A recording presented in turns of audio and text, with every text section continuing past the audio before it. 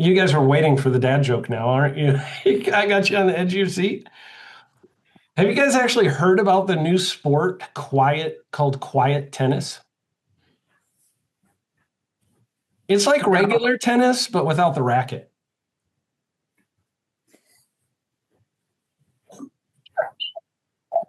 You guys, back in the day, I actually once worked as a human statue in a museum. I held that position for a long time. I'm going to keep going until somebody laughs at something. Do you know? Oh, that hurt. That hurt me in my heart right here, Ashley. That hurt. Do you guys know how to turn a regular sofa into a sofa bed? Just forget your wife's birthday. Okay, all right. I will stop the pain for you guys there. Is that fair? All right, I'm going to start with some stuff. Do you guys know how to add a fence to a contract? Yeah. So one of the things you need to do is you need to draw a picture. And Ty, right now you're thinking this doesn't pertain to you, but it actually does pertain to you because you're about to launch into the same software. So you're going to want to start to learn how to do this. And Ashley has just launched into it, and Natalia and Brady are already in the system. I'm just thinking that these guys got to finish their internal debate whether we're going to offer fencing or not. Oh, well, there you go. I mean, if you don't offer fencing, but I have done a couple, so I'm somewhat familiar. Okay, cool. Got my wheel, got some graph paper. Yep. Brady, you are raising my awesome drawings of fences. Oh yeah, Brady is raising his hand. I don't know why you're raising your hand. Maybe somebody's shooting at you and you're raising both hands because you're being robbed. I don't know. I'd be shooting back. I thought for a minute that Brady lost a bet. I thought that was a Broncos hat for a second when he first put it on. I thought maybe he lost a bet last weekend. Oh wow. I have Broncos stuff in my house. Is it on fire? No. Is it in the trash? We're good friends with Rod Smith, who won two Super Bowls with them, so good friends with Rod. But what I was going to ask Aaron is, can you hone in on I know how to put the picture in for the amendment, but can you show how to do the picture in a custom option request as well? Yeah, absolutely. So first of all, you guys have this. Let me go pull it up and show this to you. Almost there. Give me a minute. Wait for it. Almost there. Not the one I wanted. Right here. Okay. I'm just going to show you what this looks like in your folder here. So you guys will all have this. Ashley, you will have this as well. This is a transparency. So this will be printed on transparency for you. I've already given all of this to John. He was going to get this done maybe here in the next few days. I gave it to him on Wednesday. But this is let me zoom in so you can see this a little bit better. Basically, this will be printed to scale. So it has the footprint of every one of your floor plans, along with showing where the patio is that comes with it, along with showing where your optional enlarged patio is, or if you have the option of a extra car garage or a garage extension. It also shows your normal driveway that would be there. So it shows all of that for each one of your plans, right?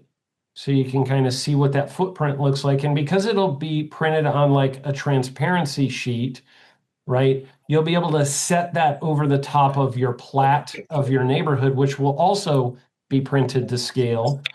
And if you're trying to figure out how long the fence is going to be, here's a ruler on the top of each one of these, and you can lay it over the top of it. Now, obviously, you would want to look at the home site that you're at and go see, did the neighbor next door already put in their fence?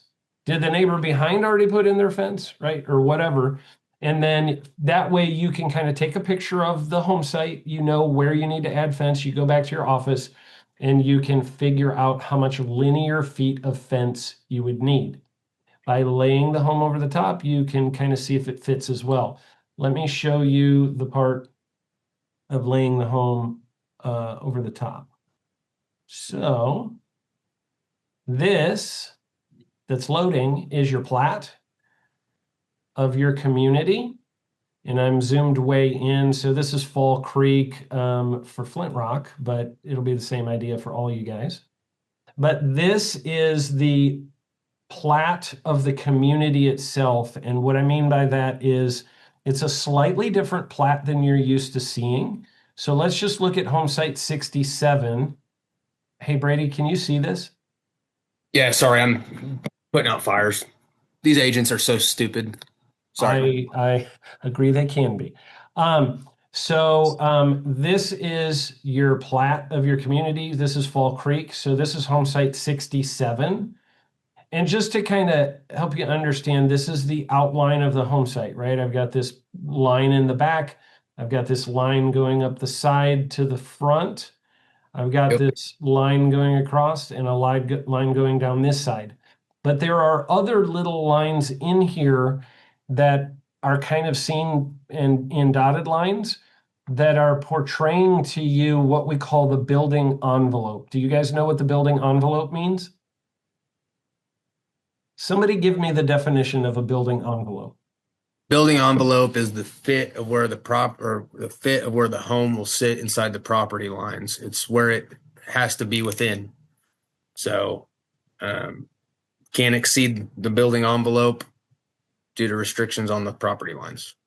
Yeah, so I would say the only words I would change there is the words property lines. So it's all of the spaces inside of all of the easements and setbacks and building lines.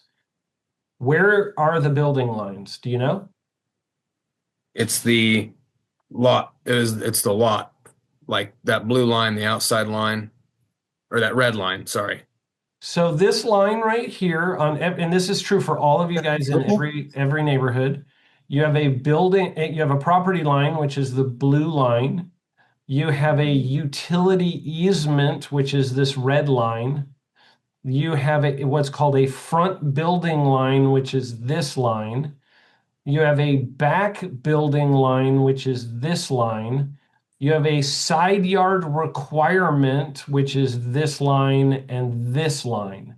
So the front building line, along with the back building line and the two side yards, create the gray shaded area, which we call the building envelope. So I'm just trying to be real specific so you understand the correct lingo. And when you look at an actual plat, those are what you'll see on the plat. You'll see B/L, which means building line. You'll see U/E, which means utility easement. And then you'll see a dotted line that isn't labeled, usually on the side, which is your side yard requirement.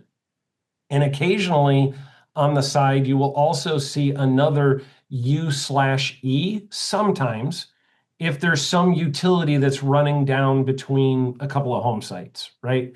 And then on corners, you'll often see a B/L on the side, which is your side building line, because it's really street frontage also, just like it is right here, street frontage.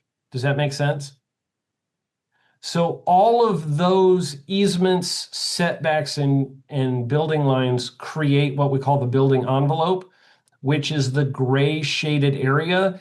And like Brady said, everything has to fit inside of that. So that gray shaded area is the part where it needs to fit. And when you take the footprint and lay it over the top of that, when it's all to scale, if it fits inside of it, that means that home fits on that home site. And because it's a transparency, if you have a right-hand garage or a left-hand garage, you can flip this over and you can see a right hand or a left hand. Does that make sense? Because it's clear. The sheet that it's printed on will be clear.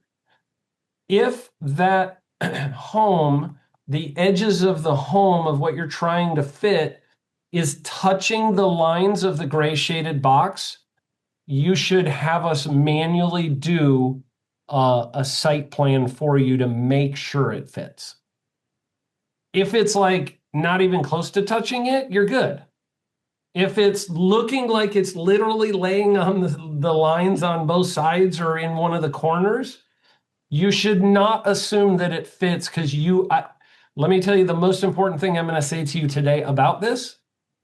If you are 1 inch over the line and it doesn't fit, I promise you your customer will back out of the deal. It is the highest percentage chance you will lose your contract is to tell them it fits and then find out it doesn't. That is the best way to bust your own deal. So you don't want to just go, oh, it's close, I think it'll be good. When you see that it's approaching that line, you need to stop what you're doing and send an email to me and say, I need a site plan for this home on this home site. Does that make sense?